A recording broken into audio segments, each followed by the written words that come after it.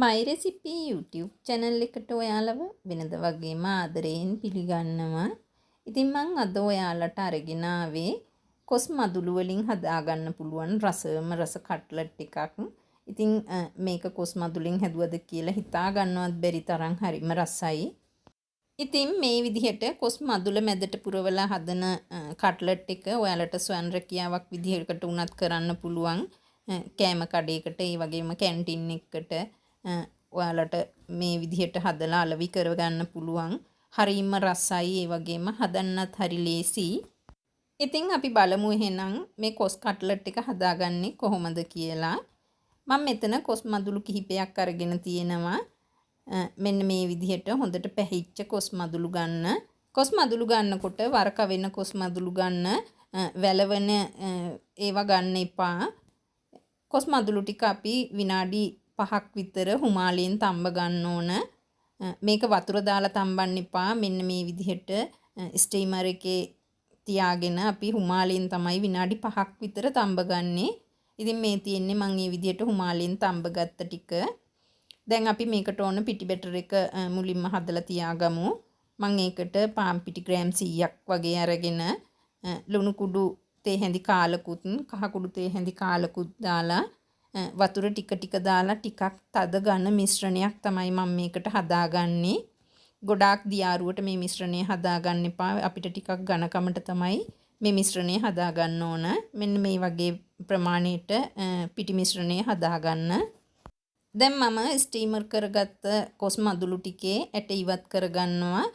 මේවා ස්ටීමර් කරන්න කලින් ඇට ඉවත් කරන්න එපා. එහෙම වුණොත් කොස් මදුළ පැලෙනවා. මෙන්න මේ විදිහට හරිම ලේසි, හරි පහසුවෙන් කොස් මදුළේ ඇට ඉවත් කරගන්න පුළුවන්. කොස් මදුළ ස්ටීමර් කරගත්තට පස්සේ කොස් ඇටේ සමගම කොස් සිවිඩ්ඩත් මේක ඇතුලෙන් අයින් කරගන්න ඕන. මෙන්න මේ විදිහට. ඒ වගේ මං තව එක කොස් මදුලක ඔයාලට පෙන්නන්නම්. මෙන්න මේ විදිහට අපිට එක පැත්තකින් හිමිහිට පිහිතුඩ දාලා මේ විදිහට කොස් මදුලේ ඇටේ ඉවත් කරගන්න පුළුවන්. ඊට පස්සේ අපි මේ කොස් මදුලට පුරවන මැද පිරවුම හදා ගන්න ඕන. ඔයාලට කැමති විදිහකට මේ මැද පිරවුම හදා ගන්න පුළුවන්. මම භාජනයක් ලිපේ තියලා තෙල් මේස හැන්දක් එකතු කරගන්නවා. තෙල් ටික රත් වෙනකොට සූදුරුවට තේ හැඳි භාගෙකුත් අබ තේ හැඳියට භාගෙකුත් එකතු කරගන්නවා. අබ ටිකයි සූදුරු ටිකයි හොඳට පුපුරනකොට තලාගත්ත ඉඟුරු සුදු ලුණු ටිකක් මම එකතු කරගන්නවා. මේ ටික චුට්ටක් බැදෙන්න තියලා චූටියට කපාගත්ත නයි මිරිස් කරලක් එකතු කරගන්නවා. ඔයාලට අවශ්‍ය නම් මේ වෙලාවේදී අමු මිරිස් එකතු කරගන්න පුළුවන්. මිශ්‍රණය ටිකක් සැර වෙන්න ඕන හින්දායි මම නයි මිරිස් කරලක් එකතු කරගත්තේ. ඊළඟට දැන් මම මෙතන චූටියට කපාගත්ත රට ලුණු ගෙඩියකුත් එකතු කරගන්නවා. මේ ටිකක් තෙලේ බැදෙනකන් අපි තියාගන්න ඕන.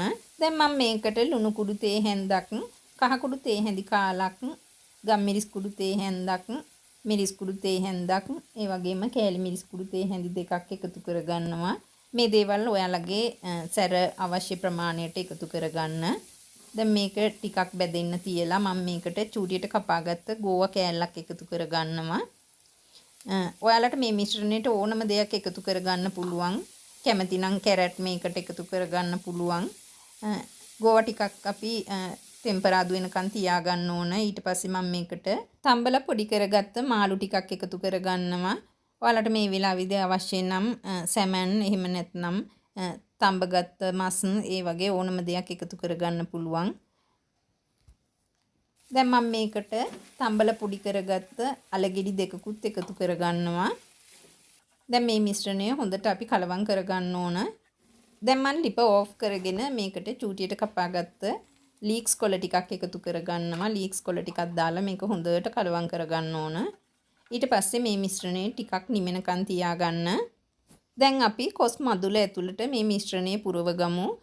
මේකට පුංචි හැන්දක් වගේ භාවිතා කරන්න පුළුවන්. මෙන්න මේ විදිහට මිශ්‍රණයෙන් ටික අරගෙන මේ කොස් මදුල ඉරිලා යන්නේ නැති විදිහට හිමිහිට මේ මිශ්‍රණය ඇතුළට පුරව ගන්න.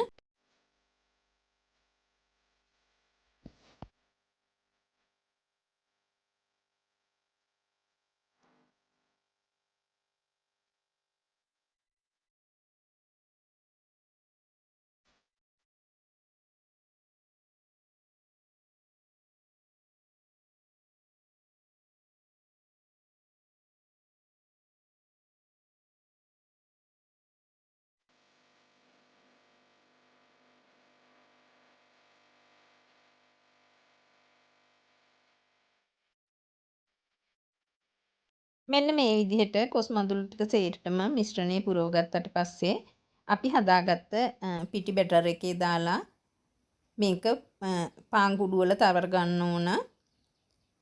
කට්ලට් එක හදන වගේම තමයි මෙන්න මේ විදිහට පිටි බැටර් එකේ දාලා මේක අපි දෙපාරක් කෝඩ් කරගන්න ඕන.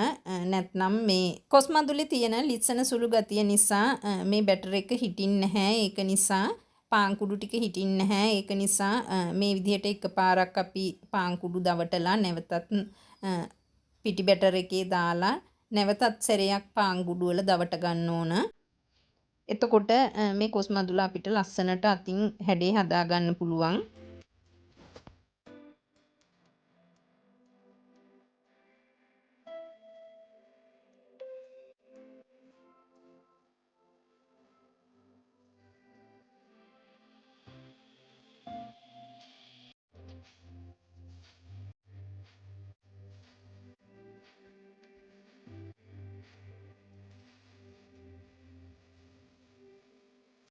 මෙන්න මේ විදිහට ලස්සනට අතින් හැඩේ හදාගෙන මේ වගේ කොස් මදුළු ටික සේරම අපිට ලෑස්ති කරගන්න පුළුවන්. දැන් මේක අපි ගැඹුරු තෙලේ බෙද ගන්න ඕනි.